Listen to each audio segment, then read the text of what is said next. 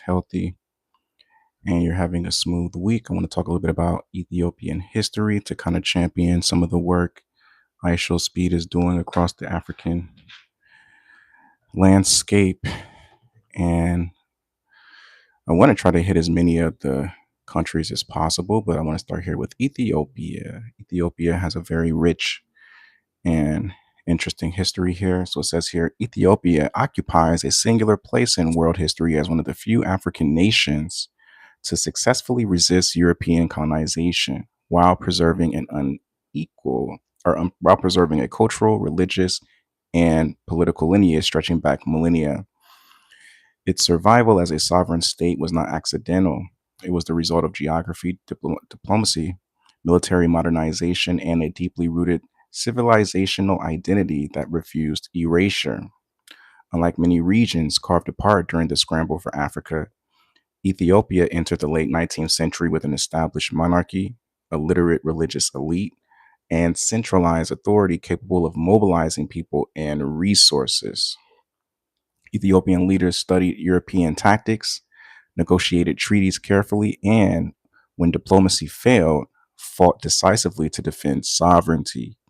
Ethiopia is also unique in how it measures time and history.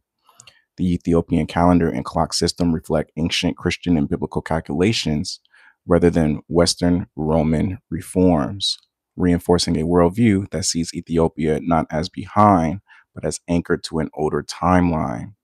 Biblically, Ethiopia appears repeatedly as a land known to God, often symbolizing strength, dignity, and divine inclusion rather than marginality. This spiritual continuity helped Ethiopians frame resistance not only as a political survival, but as sacred responsibility. So, Ethiopia has a very rich history, biblically as well, very similar to Egypt. And I thought it's really important to kind of tap into some of this history. Let me pull up this research here. So, really proud of Ishowspeed and the work that he's doing, bringing to light African history and the importance of just educating yourself. So it says here,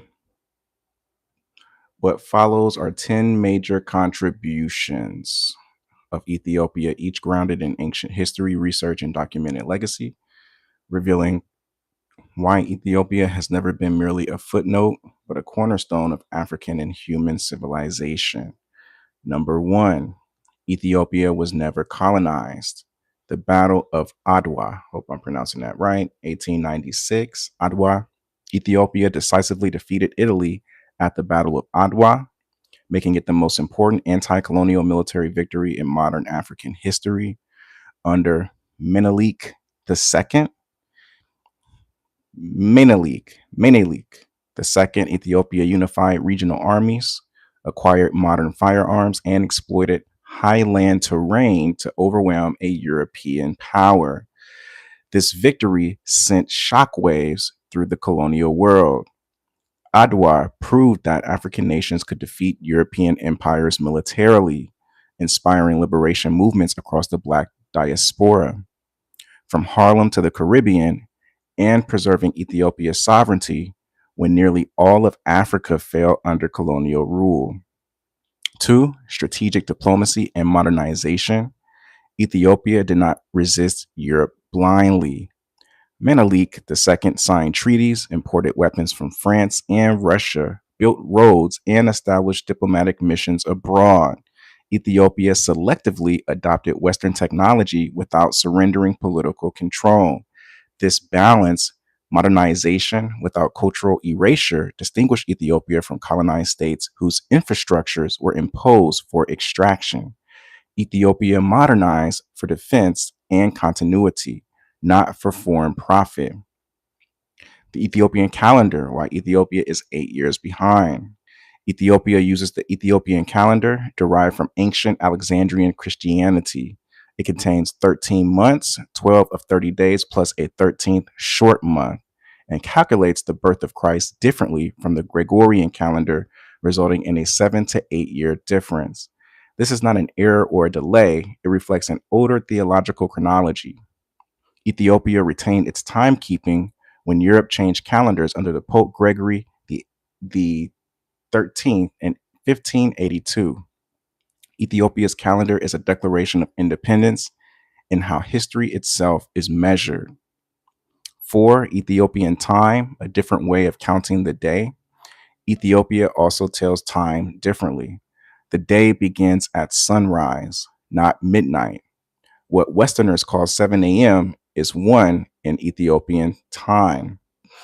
This system aligns daily life with natural rhythms, agriculture, and ancient Judeo Christian practices. Time in Ethiopia is relational, not mechanical. It reflects a worldview rooted in land, light, and continuity rather than industrial urgency. 5. Ethiopia in the Bible, a land known to God. Ethiopia appears over 40 times in the Bible, often under the name Cush. Psalm chapter 68, verse 31 declares, Ethiopia shall stretch forth her hands unto God. In Acts chapter 8, an Ethiopian eunuch becomes the first recorded African Christian baptized by Philip. The Kibra Nagast rec- records the lineage or records the lineage of Ethiopian kings from Queen of Sheba and King Solomon, anchoring Ethiopian monarchy in biblical heritage. One of the oldest Christian nations on earth, Ethiopia adopted Christianity in the 4th century AD, making it one of the earliest Christian states before most of Europe. The Ethiopian Orthodox to Tewahedo Tewahedo Church preserved ancient Christian theology, Ge'ez scripture, and biblical canons that include books absent from the Western Bibles. During centuries when Christianity declined elsewhere in Africa, Ethiopia preserved it without European missionaries, demonstrating indigenous theology continuity.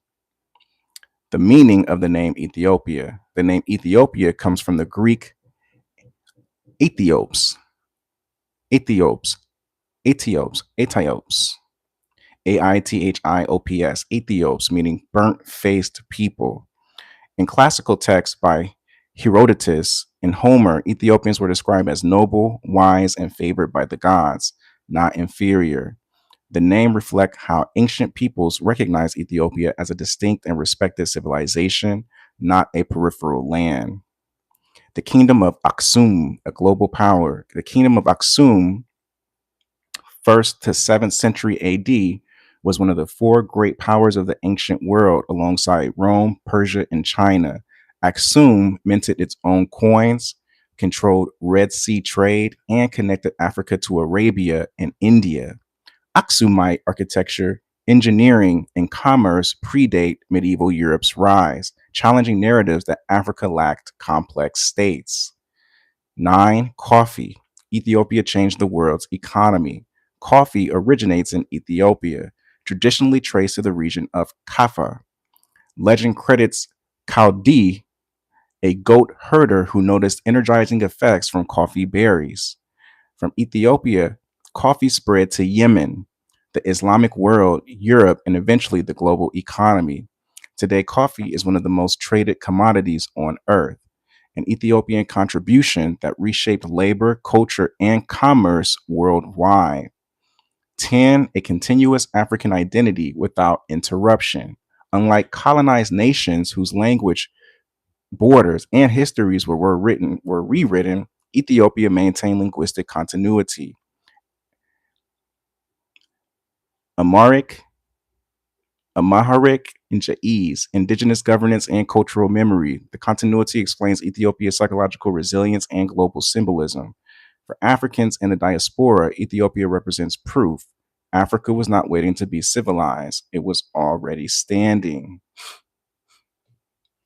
So, a little bit on Ethiopian culture. Really proud of Ethiopia. There was a lot that I did not even know until Speed set foot in that country and they were giving him all that knowledge. It just blew me away. So, really proud of Ethiopia, the burnt faced, noble, wise, heroic, legendary peoples of Ethiopia, even going back to biblical times. Really proud of that country, really proud of Africa. Didn't know any of this stuff. So I want to also add to this teaching the evil eye. I did not know the evil eye originated in Egypt.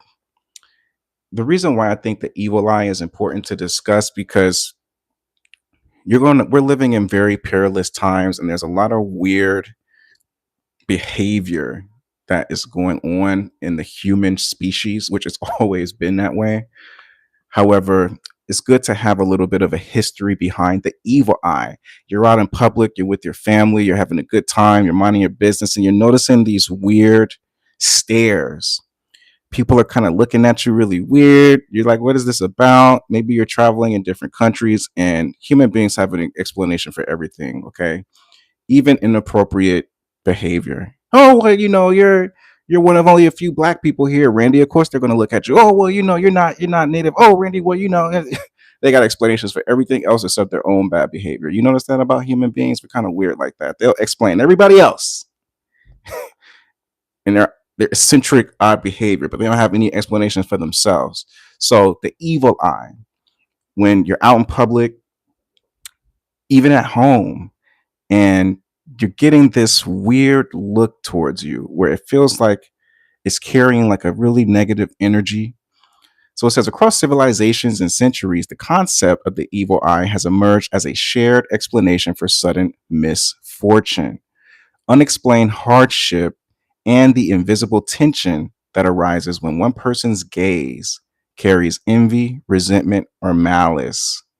For me, being a Black American in America, I get a lot of evil eyes from Hispanics, Blacks, whites, Asians, you name it. The evil eye does not is not limited to culture, and I'm in an environment where it's predominantly white folks, so I'm getting evil eyes left and right. And you know, unfortunately, you just kind of get used to it, where you don't feed into it because in some parts like in Detroit where I'm from, you give people the evil eye too long, you can lose your life. They'll murder you. Some people just they don't have that filter where they're like, oh, let me think about this, maybe this is a cultural thing. They'll blow your brains out. So growing up in an environment like that, it was really difficult for me to transition from the Midwest to the West Coast. Everybody in the West Coast in some degree is engaging in the evil eye. It's very influential in this culture out here, especially me coming from the Midwest, where people are minding their business. You might have one or two people who are kind of looking at you, trying to figure you out, but you don't really see a lot of the evil eye on the East Coast and the Midwest as much as you do on the West Coast. That was one thing I noticed about California. I was like, why is everybody out here staring at you? It's so weird, And then when you're coming from a background where it's disrespectful, they don't really see it that way. These people out here will sit and stare at you with the nastiest look all day and won't even bat an eye at it. All right. So it says, at its heart, the evil eye reflects a deep psychological and social truth. People do not only observe one another, they project onto one another. When someone witnesses success, beauty, peace, or favor they do not possess, unresolved insecurity can turn into quiet hostility. The evil eye became a way for ancient societies to name and make sense of this destructive emotional transmission before psychology or neuroscience had language for it. Unlike overt violence, the evil eye represents covert aggression, harm that travels through looks, thoughts, admiration mixed with envy, or silent comparison. I did not know that this was an evil eye. I did not know that. And it makes sense. So, many cultures believe that this form of harm was especially dangerous because it was unconscious or denied by the person casting it. One did not need to intend evil deliberately. Unresolved envy alone was enough. The universality of this concept is telling. From the Mediterranean to the Middle East, from Africa to South Asia, and into Latin America, people independently arrived at the same conclusion. Not all attention is safe. Praise without goodwill, curiosity without love, and observation fueled by resentment were believed to destabilize the person being observed.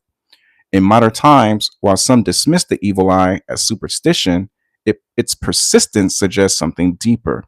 Today, we might describe it in terms of projection, hostile attribution bias, social comparison, or emotional contagion. But the lived experience remains the same. People still feel drained after certain encounters, blocked after being seen, or targeted when they rise. The evil eye is an ancient name for a phenomenon humanity continues to experience. 10 cultural and psychological dimensions of the evil eye. Origins in the ancient world. The earliest recorded references to the evil eye appear in ancient Mesopotamia, Egypt, and the Mediterranean, where people believed the eyes emitted spiritual force. To look was not passive, it was an act of influence. Eyes were seen as extensions of the soul, capable of blessing or harming depending on inner intent. Because survival depended on community balance, envy was viewed as socially destabilizing. When one person rose too quickly or attracted admiration, others' resentment threatened harmony. The evil eye became a way to explain why prosperity often attracted opposition and why protection was necessary once visibility increased. In ancient Greek thought, excessive praise or admiration was dangerous because it provoked phtonos, envy from gods or men. Philosophers believed the eye could transmit destructive energy, especially when admiration was mixed with resentment. Romans adopted similar views, using gestures and charms to deflect harmful gazes. Even children and livestock were believed vulnerable. This reveals a belief that innocence attracts envy, and that visibility without protection invites interference. In Middle Eastern cultures, the evil eye is deeply embedded in daily life. Compliments are often followed by protective phrases to prevent unintended harm. The belief is not merely folkloric but moral. Envy corrodes the soul of the envier and wounds the envy. Here, the evil eye explains why blessings must be handled with humility. Excessive display invites resentment, and resentment seeks a target. The gaze becomes the vehicle through which inner discontent attempts to level the field. In Jewish thought, the Ayin Hara, evil eye, represents destructive jealousy rooted in comparison. It is believed that counting blessings openly, boasting, or drawing attention invites misfortune.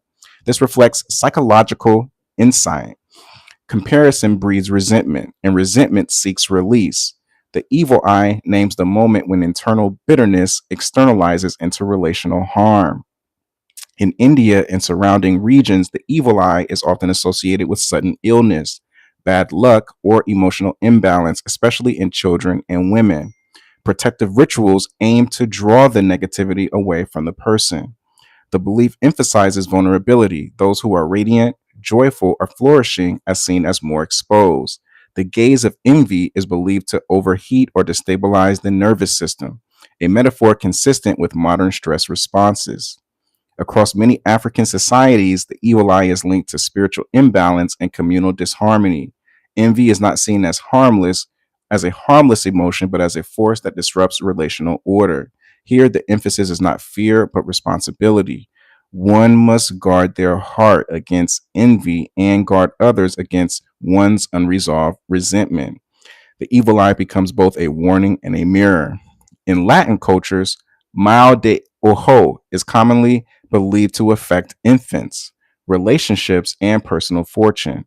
Attention without affection is seen as dangerous. This highlights a relational truth. Being seen without being loved feels invasive. The evil eye language gives voice to the discomfort people feel when attention lacks goodwill. This is so well written. I knew I wasn't crazy.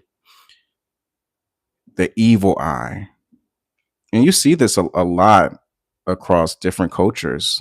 You see this a lot. The Mexican culture, you see this a lot in Asian culture, you see this a lot, especially in white culture. White people love giving black folks the evil eye. It got to the point where I was just like, I would rather not even leave the house because for me, when a person gives me an evil eye, that's an indicator for me and my Holy Spirit. I don't need to be in that environment. Yeah, so it says here at a psychological so it says here at a psychological level, the evil eye represents projection. When someone disowns their insecurity and directs it outward, the gaze becomes a carrier of unresolved emotion.